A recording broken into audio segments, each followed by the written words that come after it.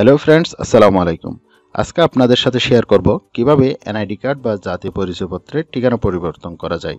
সাধারণত আমরা যে এলাকায় বসবাস করি, ভোটার হালনাগাদের সময় সেই এলাকায় ভোটার হয়ে যায়। খুবই অল্প সংখ্যক মানুষ আছে যারা স্থায়ী ঠিকানায় গিয়ে ভোটার হয়েছিল বা হচ্ছে। ফলে প্রয়োজনীয় মুহূর্তে এনআইডি কার্ডের স্থান পরিবর্তন করে স্থায়ী ঠিকানায় নিয়ে যেতে হয়। আজকের ভিডিওটি স্কিপ না করে সম্পূর্ণ দেখলে জানতে পারবেন কিভাবে খুব সহজ উপায়ে সেই কাজটি সম্পন্ন করা যায়। ভিউয়ার্স, এরকম ইন্টারেস্টিং আরও ভিডিও পাওয়ার জন্য আমাদের চ্যানেলটিকে সাবস্ক্রাইব করে পাশে থাকা বেল আইকনে ক্লিক করে রাখবেন। আর যদি অলরেডি এই কাজটি করে থাকেন, অসংখ্য ধন্যবাদ।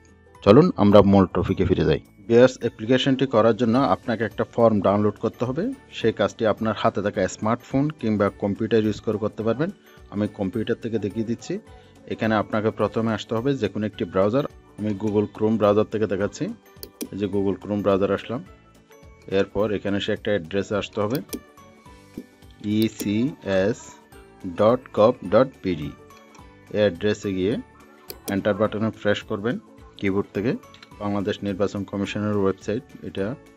এখানে স্ক্রল করে আসলে আপনি নিচের দিকে দেখতে পাবেন ডাউনলোড নামক একটি অপশন। এই ডাউনলোডে ক্লিক করবেন। ডাউনলোডে ক্লিক করার পর এখানে পাশে দেখতে পাচ্ছেন অনেকগুলো অপশন। এক ভোটার এলাকা হইতে অন্য ভোটার এলাকায় ভোটার স্থানান্তরের আবেদন, ফর্ম 13। এটা ডাউনলোড করতে হবে আমাদের। আপনার প্রয়োজনীয় মুহূর্তে এই ফর্মগুলো কাজে লাগাইতে পারেন। আমি এখন এটা ডাউনলোড করব। আমি ডাউনলোড অপশনে ক্লিক করলাম। এই যে ফর্মটি ডাউনলোড হয়ে গেল। এখানে দেখতে পাচ্ছেন এই ফর্মটি। এক ভোটার এলাকা হইতে অন্য ভোটার এলাকায় ভোটার স্থানান্তরের আবেদন। এই ফর্মটি ফিল আপ করে আপনাকে জমা দিতে হবে। আমি এক এক করে বিষয়টি ডিটেলস বলতেছি। প্রাপক উপজেলা থানা নির্বাচন অফিসার। আপনি যে উপজেলায় বা থানায় ট্রান্সফার করতে চাচ্ছেন, অর্থাৎ আপনার স্থায়ী ঠিকানায়, এই স্থায়ী ঠিকানার থানা জেলা এখানে লিখতে হবে।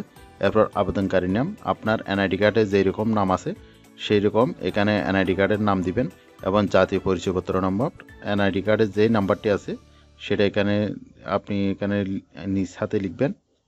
জাতীয় পরিচয়পত্রের সাইএলভি সংযুক্ত করতে হবে, অর্থাৎ আপনার জাতীয় পরিচয়পত্রের একটি ফটোকপি সংযুক্ত করতে হবে। জন্ম তারিখ, সঠিকভাবে জন্ম তারিখ দিতে হবে। বর্তমান তালিকাভুক্তি সংক্রান্ত তথ্যাদি। ভোটার নম্বর, এই ভোটার নম্বরটি কোথায় পাবেন? এটা এনআইডি কার্ডের নাম্বার দিয়ে নির্বাচন কমিশনার অফিসের ওয়েবসাইটে যদি এন্টার করেন তাহলে ভোটার নাম্বারটা পেয়ে যাবেন। আপনি সেখানে বর্তমানে কোন জায়গায় আপনি তালিকাভুক্ত আছেন, ভোটার এলাকার নামটা নেবেন এবং ভোটার এলাকার নম্বর।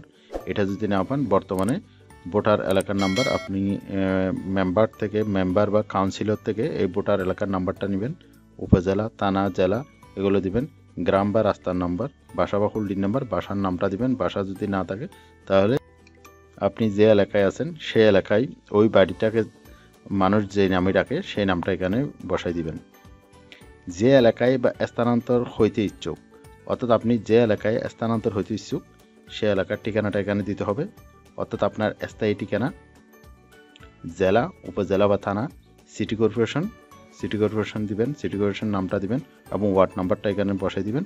এরপর ভোটার এলাকার নাম, আপনি কোন এলাকায়, কোন ভোটার এলাকায় আপনি যেতে চাচ্ছেন সেই এলাকার নামটা দিতে হবে। ভোটার এলাকার নম্বরটা আপনি চেয়ারম্যান কিংবা মেম্বারের কাছ থেকে জেনে নিতে পারবেন। গ্রাম বা রাস্তার নাম্বার দিবেন, বাসা বা হোল্ডিং নাম্বার। আপনার বাড়ির নাম, গ্রামের যেই নামে ডাকে সেই নামটা এখানে দিবেন। এরপর একটা আপনার মোবাইল নাম্বার দিবেন, ডাকঘর বসাবেন, পোস্ট কোডটা অবশ্যই বসাবেন। 6 নম্বরে 5 নম্বর ক্রমিকে বর্ণিত ঠিকানায় যে সময় হইতে অবস্থান করিতেছেন এইখানে, অর্থাৎ যে এলাকায় এখন বর্তমান আছেন সেই এলাকায় আপনি কখন থেকে বসবাস করতেছেন সেই সালটা এখানে, তারিখটা বসাই দিবেন। স্থানান্তরের কারণটি এখানে উল্লেখ করবেন, অর্থাৎ আপনি কী কারণে এখান থেকে স্থানান্তর হয়ে যাচ্ছেন, আপনি স্থায়ীভাবে আপনার স্থায়ী ঠিকানায় বসবাস করবেন এটা এখানে উল্লেখ করতে পারেন। এই কারণটা এখানে বসাই দিবেন। এরপর 8 নম্বরে, অর্থাৎ 5 নম্বর ক্রমিকে বর্ণিত ঠিকানায় অবস্থানের সমর্থনে এই দলিলাদি আপনাকে সংযুক্ত করতে হবে। এই যে 5 নম্বর, অর্থাৎ আপনি যে এলাকায় স্থানান্তর হতে ইচ্ছুক সে এলাকার সমর্থনে দিতে হবে। যেমন প্রথম শ্রেণীর কর্মকর্তা অথবা ক্যান্টনমেন্ট বোর্ডের এক্সিকিউটিভ অফিসার অথবা সিটি কর্পোরেশন অথবা পৌরসভার মেয়র, ওয়ার্ড কাউন্সিলর অথবা ইউনিয়ন পরিষদ চেয়ারম্যান কর্তৃক প্রদত্ত প্রত্যয়নপত্র। এরপর ইউটিলিটি বিলের অনুলিপি, অর্থাৎ আপনার গ্যাস বিল হতে পারে, বিদ্যুৎ বিল হতে পারে, এই ধরনের বিলের একটা অনুলিপি দিতে হবে, ফটোকপি।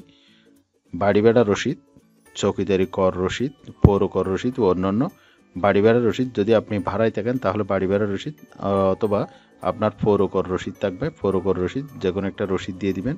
এরপর আবেদনকারী স্বাক্ষর না জানলে টিপসই দিবেন। আবেদনকারীকে শনাক্তকারী স্বাক্ষর, যেমন আপনার ইউনিয়ন পরিষদের মেম্বার হতে পারে, এখানে মেম্বারের নাম, স্বাক্ষর এবং জাতীয় পরিচয়পত্র নম্বর, ঠিকানা এগুলো দিবেন।